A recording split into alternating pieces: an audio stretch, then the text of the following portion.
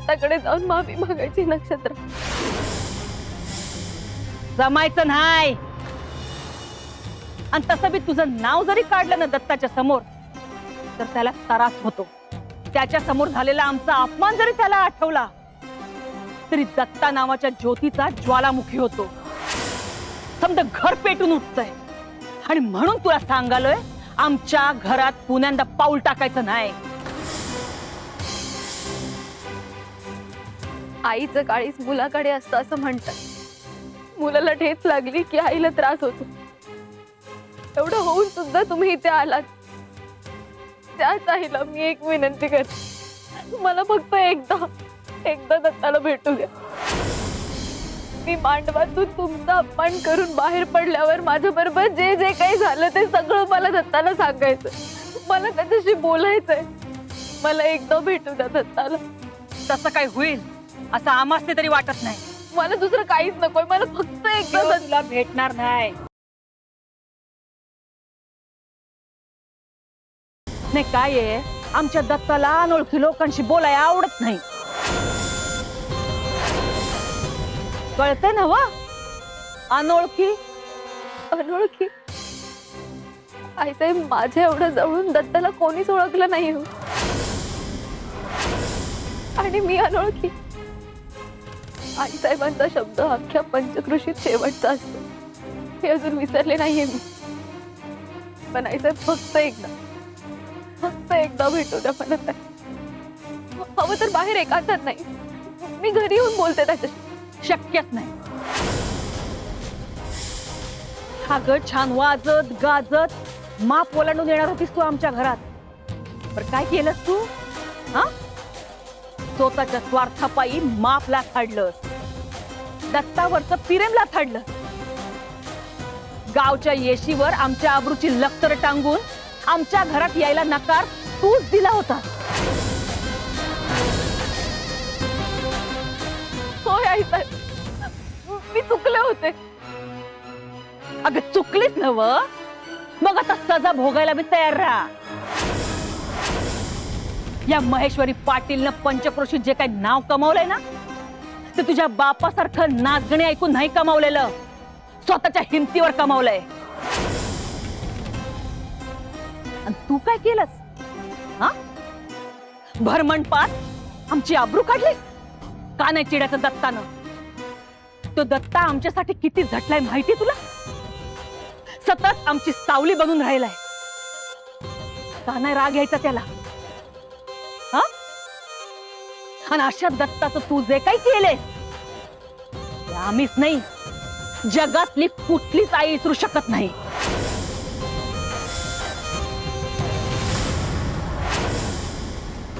मला क्षमा करा. मला माहिती आज दत्ताच्या आयुष्यात माझ्यासाठी जागा नाहीये, पण त्याच्या मनात माझे स्थान कधीच जाणार नाहीये. आमच्या दत्ताबद्दल तू तरी शक्यता वर्तवू नगस. आणि राहता राहिला प्रश्न तुझ्या प्रेमाचा, त्याबद्दल आम्ही वेगळं काय बोलायचं? अगं तुझं प्रेम कधी नव्हतंच दत्तावर. होता तो फक्त स्वार्थ. कारण प्रेमामध्ये कधी कोणी काही मागत नसतं. पर तुला तर हाव सुटली होती. दत्ताला तुला तुझ्या तालावर नाचवायचं होतं, आमच्या गादीवर बसायचं होतं. सत्ता पाहिजे होती ना वा? हा, अधिकार पाहिजे होता. तुला आमच्या दत्ताचं प्रेम कधी नकोच होतं, तवा बी आणि आज बी. अगं आमचा अपमान केलास तू, आम्ही गप राहिलो. पण आमच्या दत्तानं तुझ्यावर खरं प्रेम केलं. आणि तू मात्र त्या प्रेमाचा अपमान करून निघून गेलीस. अगं तू खोटं वागलीस, खोटं. तुझा आतला चेहरा आणि बाहेरचा चेहरा यामध्ये लई तफावत आहे. आईसाहेब, मला खरंच माफ करा, माझं चुकलं. आमचा दत्ता तुला जित्ता दिसत असेल, पण रोजच्या रोज तो मरतोय. कुणामुळं? हा, कुणामुळं? फक्त तुझ्यामुळं. अगं तू त्याला माणसात उठवलंयस, आमच्यापासून तोडलंयस. अगं प्रेमावरचा विश्वास उडालाय त्याचा. दत्ताचा दत्ता भाऊ झाला, गुंड झाला. कुणामुळं? सांग ना, कुणामुळं? फक्त तुझ्यामुळं. आणि माफी मागायची नाटक करतेस? हा, माफी मागायची नाटक करतेस? अगं एक पल महेश्वरी म्हणून आम्ही तुला माफ करू बी, पर दत्ताची आई म्हणून आम्ही तुला कधीच माफी नाही करणार. तुमचा दत्ता माझ्यासारखा चुकला असता तर माफ केलं नसतं का तुम्ही त्याला?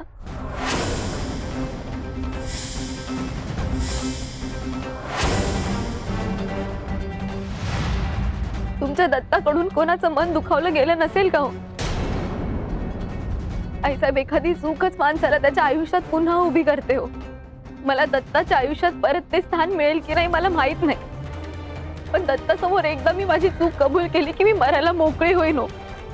अगं मरायचंच असल तर केलेली चूक मनात ठेवूनच मर. अगं दत्ताच्या मनातच काय, आमच्या घरात बी तुला जागा नाही.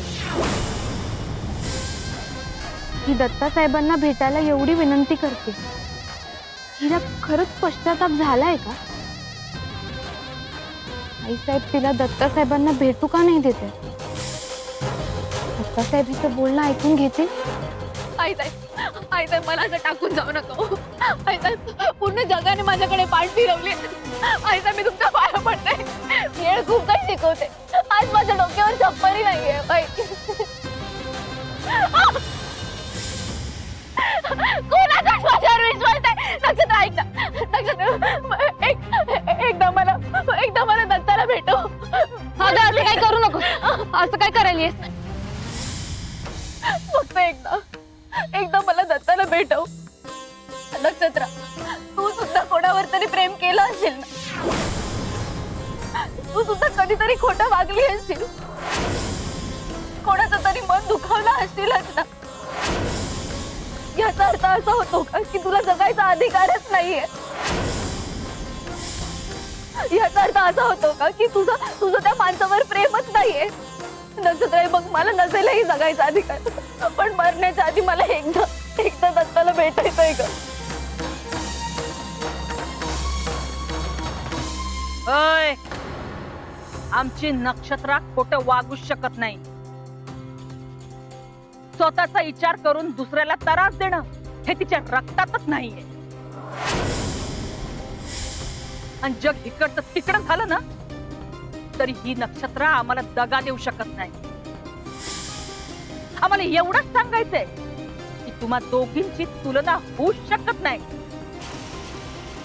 किती बी हातापाया पडलीस, किती बी रडलीस, तरी तुझ्यासाठी आमच्या घरचे दरवाजे कायमचे बंद आहेत आणि बंदच राहणार.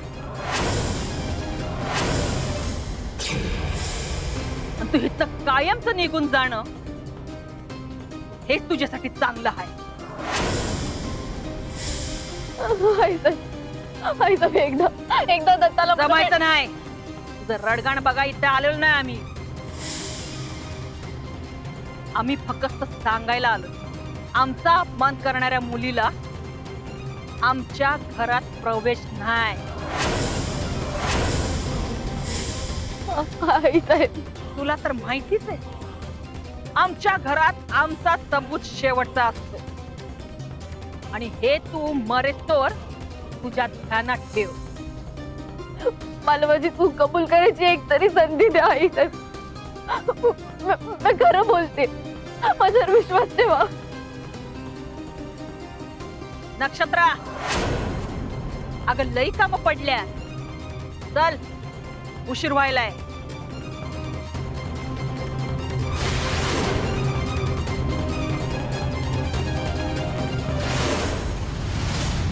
नक्षत्रा, अगं असं काही करू नकोस. मी चुकलंय ग. मला एकदा दत्ताला भेटायचंय. खरं प्रेम आणि स्वार्थ यातला फरक नाही ओळखू शकले ग मी. माझ्या डोळ्यावरती ना अहंकाराची झापड होती ग, पण आता माझे डोळे उघडले. नक्षत्र, मला माझा दत्ता परत मिळेल की नाही मला माहिती नाही, पण मला त्याच्या पायावर डोकं ठेवून त्याची माफी मागायची आहे ग. माझी मदत कर नक्षत्रा. एकदा भेटव मला प्लीज. माझी मदत कर. ए नक्षत्रा, चल चल म्हणतो ना वा.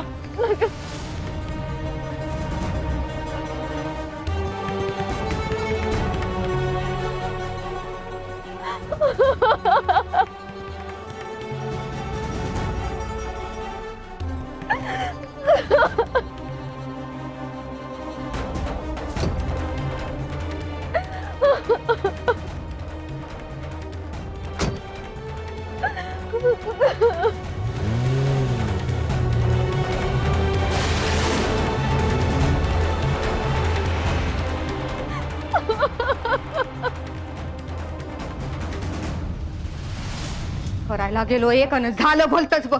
ती पोरगी कनवटीला ईशाची बाटली घेऊन घरभर फिरत होती, पण कुणी काय बी बोललं नाही तिला. इकडचे 2 आणि इकडचे 25 म्हणजे झाले टोटल 27 लाख रुपये. डोकं बनबनायला लागलंय माझं. कसली म्हणून टोटल लागणार मला? अगा कावाधारने हिशोब करतोय, कसलीच टोटल लागण झाली. तू तू ना हे कागदी घोडा नाचवत बस आयुष्यभर नुसती. कले कले कले अगं एवढं तापाय काय झालं तुला? तापाया काय झालं? हा तापाया काय झालं? अरे घरात आग लागायची येळ आली आणि तू विचार तापाया काय झालं म्हणून. घरात कुठं काय चालू आहे काहीतरी माहित असतं काय रे तुला? अगं आता काय नवीन नाही, म्हणजे तो खुर्चीचा समारंभ झाला, नक्षत्रा देवींचा कौतुक सोहळा झाला, आता काय करणार आहेत?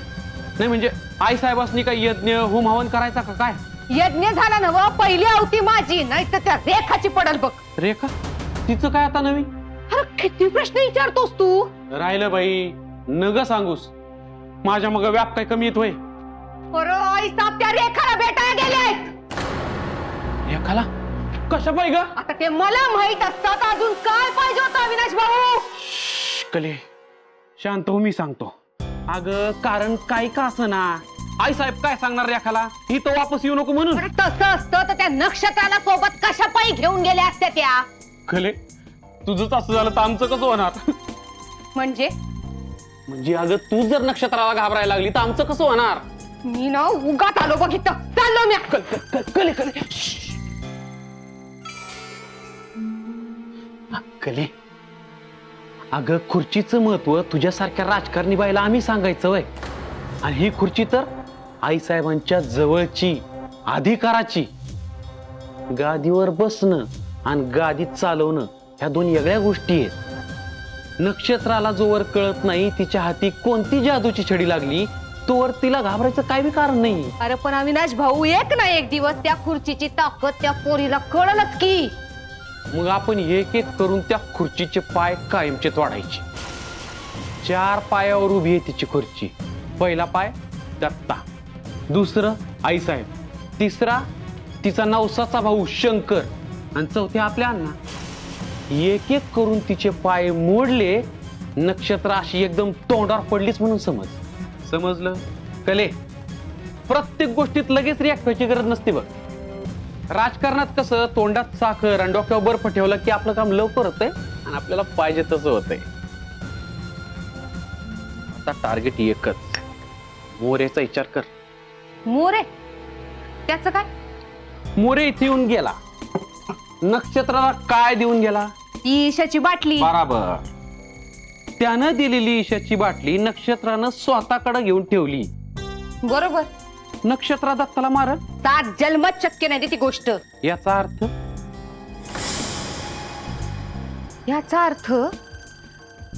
याचा अर्थ मोरेनी नक्षत्राला अशी काहीतरी अट घातली की ती अट ऐकून नक्षत्राला ती विषाची बाटली स्वतःकडे ठेवावी लागली. टोटल. हा कसली? हिशोबाची ग. अगं प्रकल्पाचे पैसे खाल्ले होते पोट भरून, त्याची टोटल लागली, आणि नक्षत्र आणि मोरेची बी टोटल लागली. फक्त हातचा एक उरला. काय? मोरेनी नक्षत्राला घातलेली अट कुठली ह्याचा विचार करायला पाहिजे. म्हणजे हिशोब एकदम परफेक्ट बघ. अविनाश भाऊ, नक्षत्रा दत्तगुरूंसमोर काहीतरी सत्य बोलायची गोष्ट करत होती. ते सत्य म्हणजेच नक्षत्राला मोरेनी घातलेली अट असेल तर?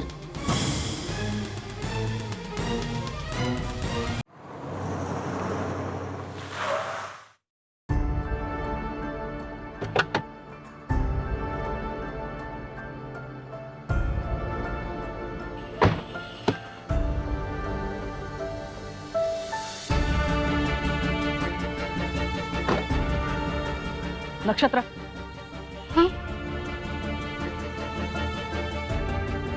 आजवर आम्ही तुझं लई देणं लागतोय बघ. तुझं लई उपकार आहेत आमच्यावर. त्या रात्री जर का तू आली नसतीस तर आमचा दत्ता आज जित्ताच नसता.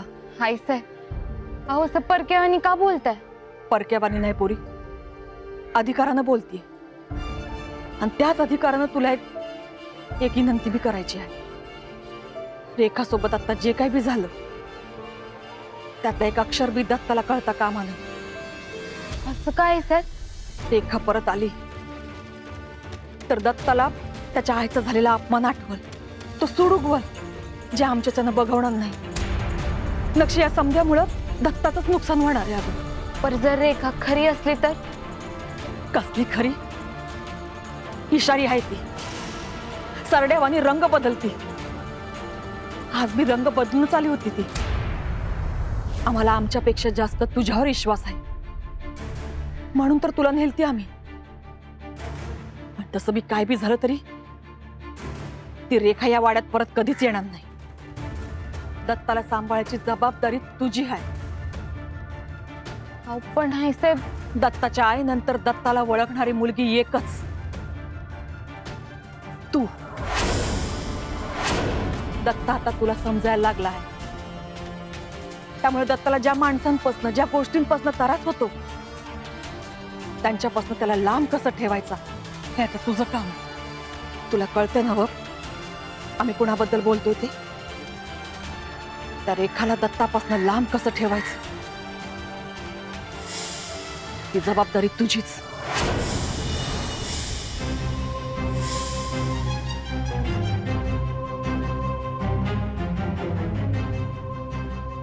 पण रेखा प्रामाणिक असेल तर? फोन.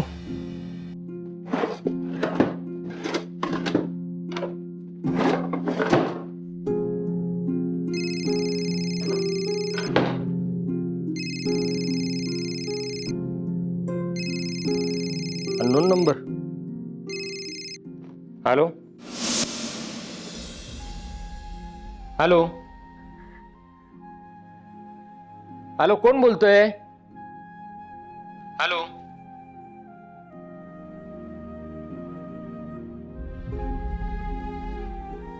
हॅलो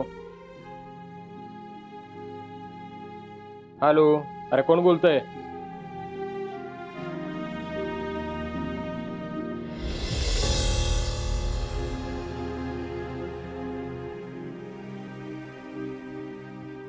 आपला आवाज आवडलेला दिसत नाही.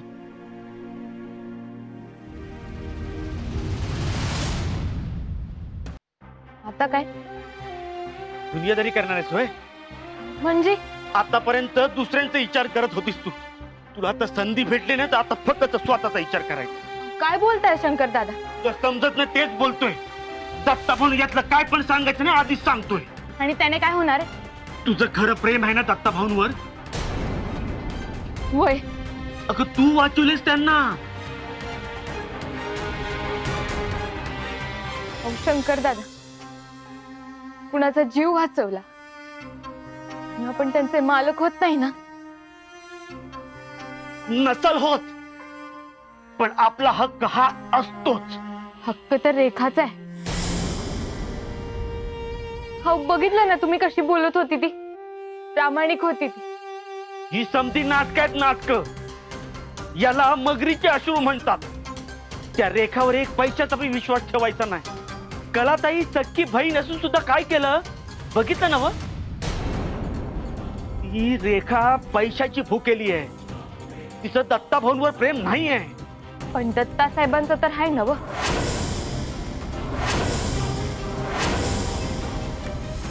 ते मला नाही माहिती, पण तुझं दत्ता भाऊंवर मनापासून प्रेम आहे, त्यात कुठली बी खोट नाही. माझं प्रेम आहे दत्ता साहेबांवर, त्यांचं माझ्यावर नाहीये ना. हे नक्षत्रे, मला बोलण्यात अडकवू नकस. मला फक्त इतकंच कळतं, रेखा विश्वास ठेवण्याच्या लायकीची नाही आहे आणि तिच्या बोलण्यात तू येऊ नकस. शंकरदाद, जर मी त्या रेखाच्या जागी असते तर काय केलं असतं?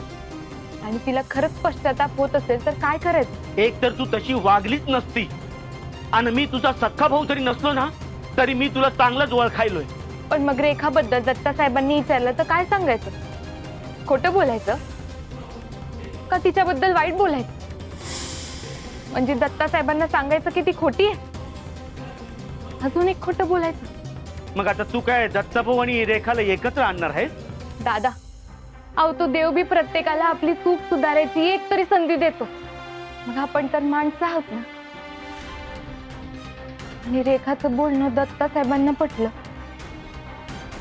तर एक नवीन सुरुवात होईल. आणि तुझ्या प्रेमाचं काय? हे चुकीचं नाही का? दादा, प्रेमाचा दुसरा अर्थ त्याग आहे. ए मला हे पटत नाही. हे चुकीचं आहे. बस. हाऊ दादा, तो माणूस प्रेमात पडतो ना, तेव्हा चूक बरोबर असं काही नसतं, फक्त प्रेम असतं. आणि ज्या दोन माणसांचं एकमेकांवर प्रेम असतं ना, त्यांनीच एकत्र यायला पाहिजे, नाहीतर कुणी बी सुखी राहत नाही. दुसऱ्यांचं प्रेम त्यांना भेटावं म्हणून स्वतःच्या प्रेमाचा त्याग करणार होय? प्रेमासाठी प्रेमाचं त्याग करणं चुकीचं नाहीये. कोण आहे तुझं प्रेम? कोण आहे तुझं प्रेम?